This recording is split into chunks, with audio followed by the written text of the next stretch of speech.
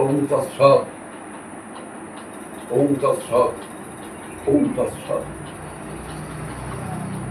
একটি কথা বলি, এই যে বিষয়টি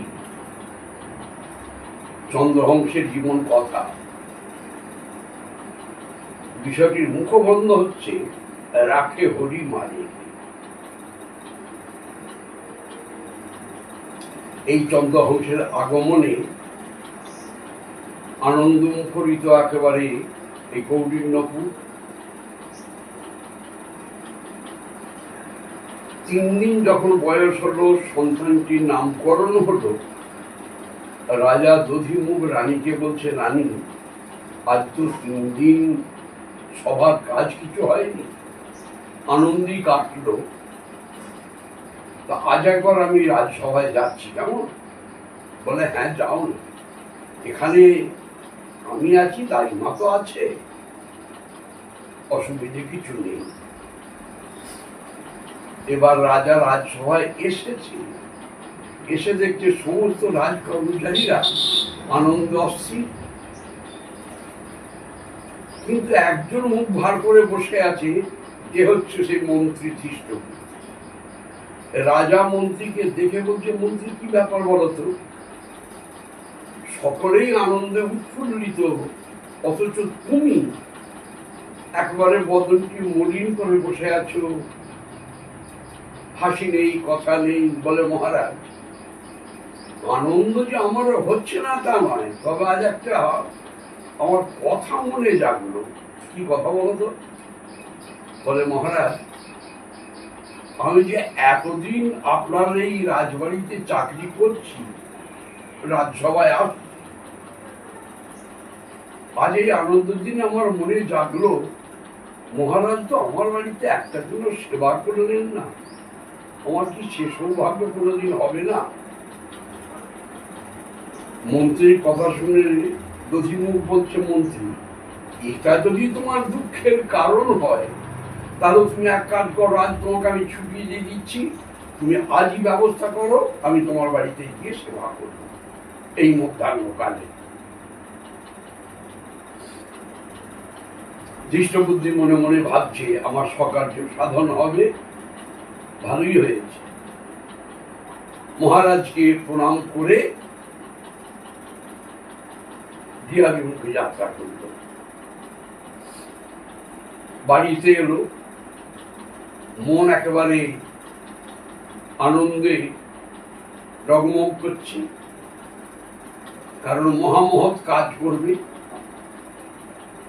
এসে মন্ত্রী স্ত্রীকে বলছে, শোনো, তুমি ভালো করে রান্না বান্না করো, আজ দুপুরে মহারাজ আমাদের বাড়িতে সেবা করবে। তবে তবে একটা কথা বলি, শোনো,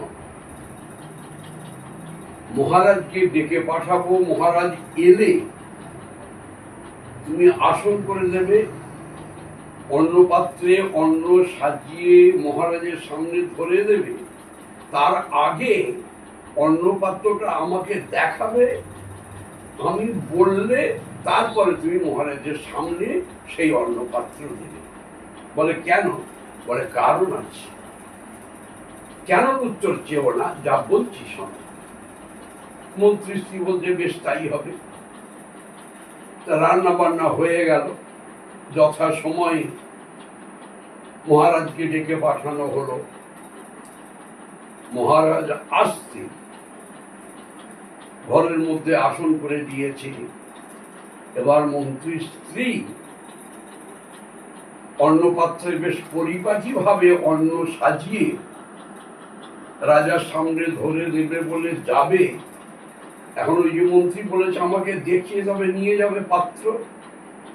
মন্ত্রীকে যখন সেই অন্নপাত্র দেখাতে গেল, দুষ্ট মন্ত্রী ধৃষ্টবুদ্ধি করলো কি জানে, সেই সাজানো অন্নের সঙ্গে একটু কালকুট মানে বিষ মিশিয়ে দিল।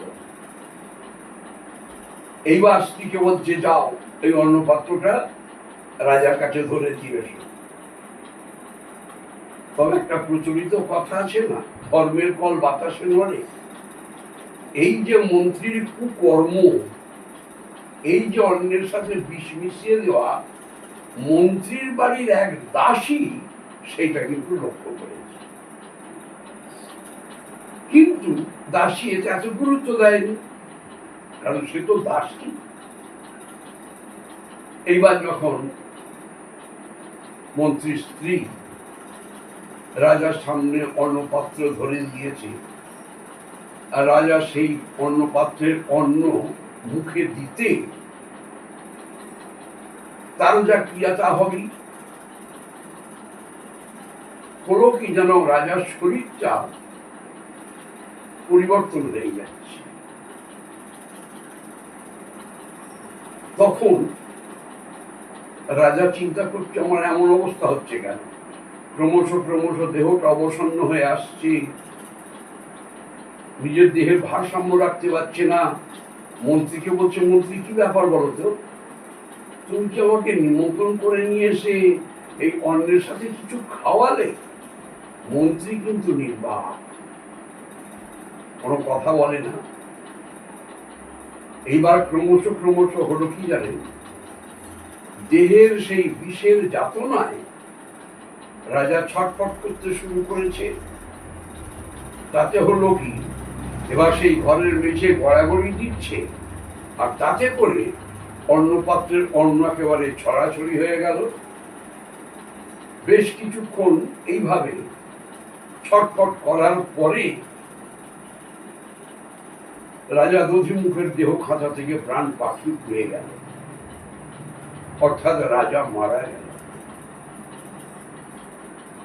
যখন রাজা মারা গেল, মন্ত্রী মনে মনে ভাবছে, আমার একটা শত্রু গেল। এবার মন্ত্রী বাড়িতে একটা হইচই পড়ে গেল। হঠাৎ করে রাজা মশাই এসে আমাদের বাড়িতে প্রাণত্যাগ করলেন। কি করে কি হলো? লোককে জানানোর জন্য বা লোকের কাছে নিজের দোষী না হওয়ার জন্য লোকজন ডেকে সবাইকে বলছে, কি ব্যাপার হলো বলতো, কেন মহারাজের এই অবস্থা হলো? সবাই তো আর মন্ত্রীর বিরুদ্ধে কথা বলতে পারবে না। বলছে, কি করে বলবো মহামন্ত্রী, বলতে তো পারবো না। এখানে সেই মন্ত্রীর বাড়ির দাসী যে দেখেছিল, সে কিন্তু দেখে অনুমান করেছে যে এই বিষ মিশিয়ে দিয়েছিল এবং তারই ক্রিয়াতে রাজার মৃত্যু হয়েছে।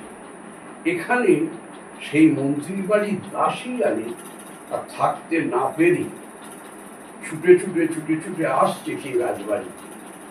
এখানে রানী সুতিকা ঘরের ছেলেটিকে নিয়ে কত আদর করছে, কত ভগবানকে ডাকছে, বদন পানে চেয়ে আছে, মনে মনে ভাবছে যেন আকাশের চাঁদ নেমে এসেছে, কপালে বৈষ্ণব তিলকের আভাস, কি সুন্দর দেখতে। এমন সময় রাজবাড়ির দরজায় গিয়ে সেই মন্ত্রী বাড়ির স্ত্রী প্রবেশ করছে, কাঁদতে কাঁদতে আর চিৎকার করতে করতে, রানীমা, রানীমা। রানী দেখলো কি, মন্ত্রী বাড়ির স্ত্রী দাসী আসছে। কিরে দাসী, তুই? রানীমা, রানীমা সর্বনাশ হয়ে গেছে। রানীমা, সর্বনাশ? কিসের সর্বনাশ? রানীমা, বলি কি করে, সর্বনাশ যা হয়েছে অপূরণীয়, এ পূরণ হবার নয়। দুষ্টমন্ত্রী ধৃষ্ট বুদ্ধি মহারাজকে ডেকে নিয়ে গিয়ে অন্নপাত্রে অন্ন সাজিয়ে দিয়ে সেই পাত্রে বিষ মিশিয়ে দিয়েছে, আর সেই বিষ পান করার কারণে মহারাজের মৃত্যু হয়েছে। মৃত্যু? হ্যাঁ। দাসী, তুই সত্য কথা বলছিস? বলে, রানীমা, আমি এক বর্ণ মিথ্যা বলছি না। এবার বলুন তো অবস্থাটা কি হতে পারে?